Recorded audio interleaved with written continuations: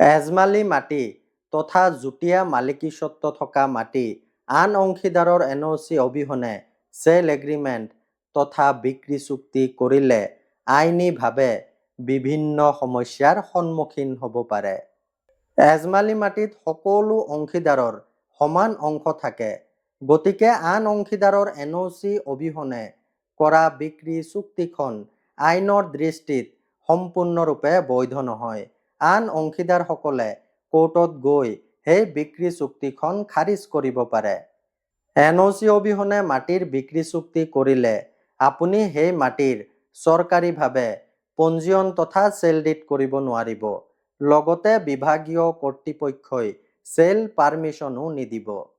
যিহেতু বিক্ৰী চুক্তিখনৰ কোনো আইনী ভেটি নাথাকে, সেয়েহে বিক্ৰেতাই যদি পিছত মাটি দিবলৈ অস্বীকাৰ কৰে বা চুক্তি ভংগ কৰে, তেন্তে আপুনি দিয়া বাইনা টকা বা আগধন ঘূৰাই পোৱাত যথেষ্ট অসুবিধা হ'ব পাৰে।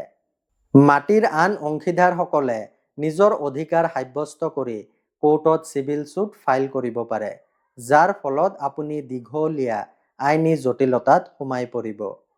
এটা পৰামৰ্শ দিওঁ, এজমালি মাটি ক্ৰয় কৰাৰ আগত সদায় আন অংশীদাৰসকলৰ এনঅ'চি ল'ব, নাইবা মাটিখিনি চৰকাৰীভাৱে বাটোৱাৰা কৰি ল'বলৈ ক'ব।